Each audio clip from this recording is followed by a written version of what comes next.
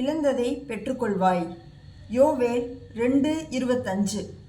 வெட்டுக்கிளிகளும் பச்சை கிளிகளும் முசுக்கொட்டை பூச்சிகளும் பச்சை புழுக்களும் பட்சித்த வருஷங்களின் விளைவை உங்களுக்கு திரும்ப அளிப்பேன். Praise the Lord.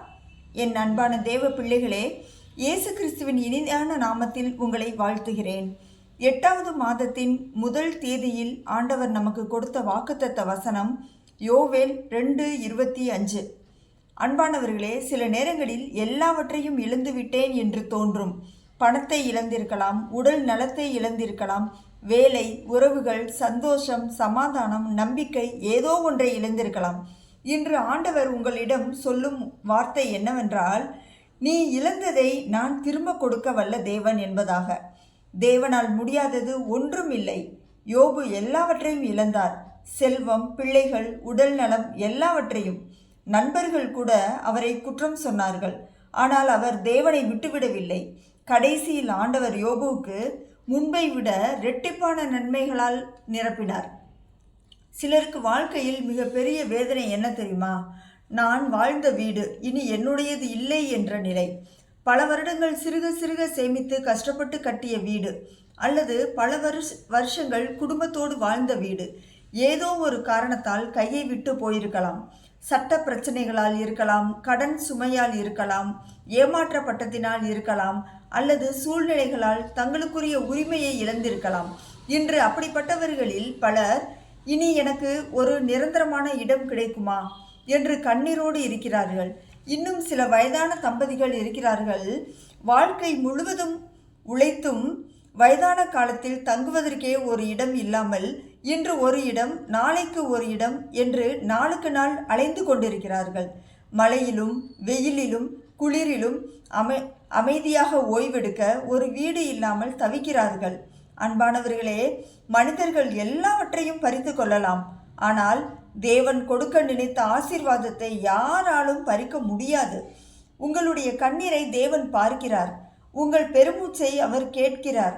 நீங்கள் இழந்தது ஒரு வீடாக இருந்தாலும், ஒரு சொத்தாக இருந்தாலும், ஒரு உரிமையாக இருந்தாலும், உங்கள் வாழ்க்கையில் நியாயத்தை நிலைநாட்டவும் தம்முடைய சித்தத்தின்படி மீண்டும் நிலைநிறுத்தவும் வல்லவர் நம்முடைய தேவன். ஆகவே நம்பிக்கையை இழந்து விடாதீர்கள். இன்று முடியாது என்று தோன்றும் காரியம் நாளை தேவனுடைய நேரத்தில் அதிசயமாக மாறலாம். மனிதர்களின் தீர்ப்பு இறுதி அல்ல, தேவனுடைய தீர்ப்பே இறுதியானது.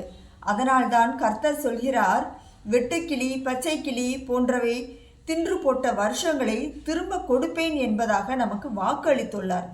இழந்தது எதுவாக இருந்தாலும் தேவன் தம்முடைய சித்தத்தின்படியே திரும்ப கொடுக்க வல்லவராக இருக்கிறார். சில ஆசீர்வாதங்கள் விதை மாதிரி இருக்கும். விதை மண்ணுக்குள் புதைக்கப்பட்டது போல் தோன்றும். ஆனால் சரியான நேரத்தில் அது முளைத்து பெரிய மரமாகிறது. இன்று உங்கள் கண்ணீர் வீணாகாது, உங்கள் காத்திருப்பு வீணாகாது, உங்கள் ஜெபம் வீணாகாது. தேவன் சரியான நேரத்தில் நீங்கள் இழந்ததை அதைவிட சிறந்ததாக திரும்ப கொடுப்பார். தேவனை நம்புங்கள், ஜெபத்தை விட்டுவிடாதீர்கள், நம்பிக்கையை இழக்காதீர்கள். உங்களுக்கென்று ஒரு நேரம் வரும், காத்திருங்கள். இது தேவனால் மட்டும் நடந்தது என்று சொல்லும் அளவுக்கு ஆண்டவர் உங்களை ஆசீர்வதிப்பார். இந்த செய்தியை கேட்கிற உங்களுக்கு ஆண்டவர் சொல்லும் வார்த்தை, மகனே, மகளே, நீ இழந்ததை நான் உனக்கு திரும்ப கொடுப்பேன். நீ அழுத நாட்களை நான் சந்தோஷமாக மாற்றுவேன். நீ அவமானப்பட்ட இடத்திலேயே உன்னை கனப்படுத்துவேன் என்று சொல்கிறார்.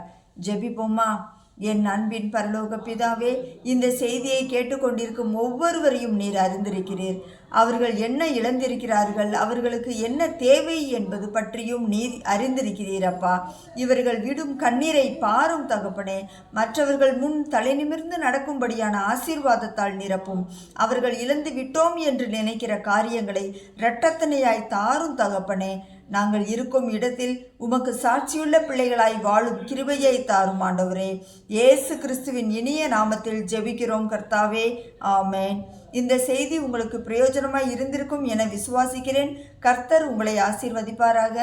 ஆமென்.